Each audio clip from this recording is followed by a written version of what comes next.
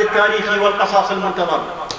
أمنياتنا بالصحة والعافية لأبي ليث ما كان يكتبه في عزلته السرية الاحتجاجية، وما كان يدبجه خياله من طيور تحلق في سماوات إبداعه. فمن المستحيل أن لا يكون لفهد شهادة إبداعية عن الخراب الذي كان المبدع فيه شاهدا وضحية. والدعوة من هذا المنبر بأن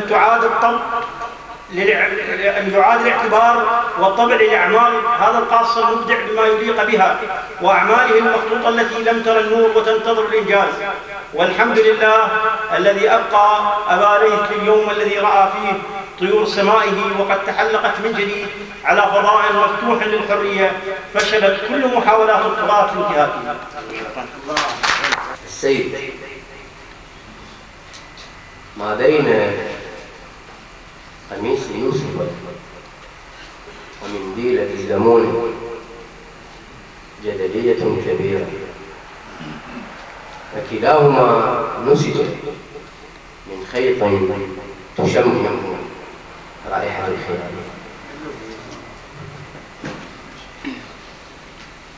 الآن معكم شهادة أخرى للأستاذ الخاص كريم حسن عاتي.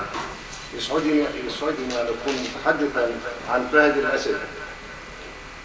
فالحديث عنه يقود بالضرورة للعودة إلى عدمه المضاع الذي نتمنى أن لا يفقده كرة أخرى، مرورا بالراضور الذي لم يفقده فواه، وانتهاء لمعمرة علي التي بنت مستوطنة الحلم في أرض الخيال الذي كان يتمناه مقيما بيننا.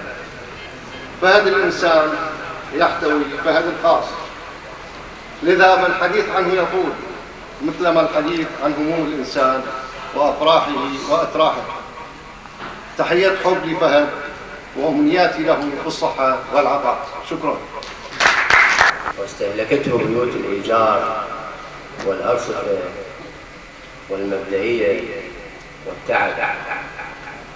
أعتقد أن لديه ما يقوله من شعر حقيقي ولو بنقطة صغير إلى أستاذنا الفاضل الأسدي. إنه الشاعر المبدع والمجنون الجميل جبار الفردوسي.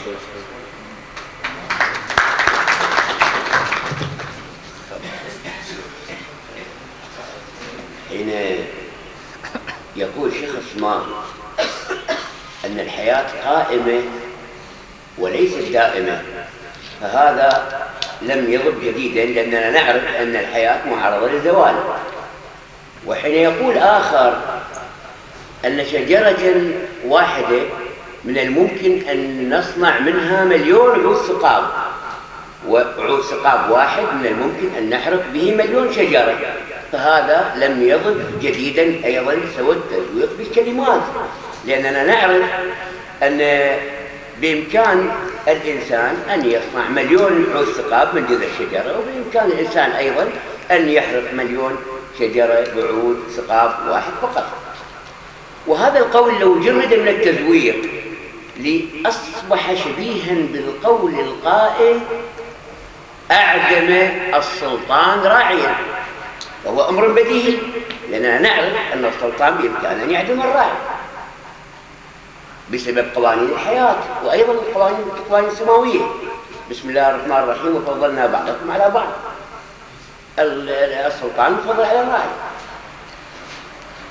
لكن المثير للدهشة والغريب في أن يأتي من يقول لنا أعدم راعيا السلطان. كيف؟ هذا الأمر كثير من التساؤلات. زميلنا فهد الأسد استطاع أن يقول لنا هذا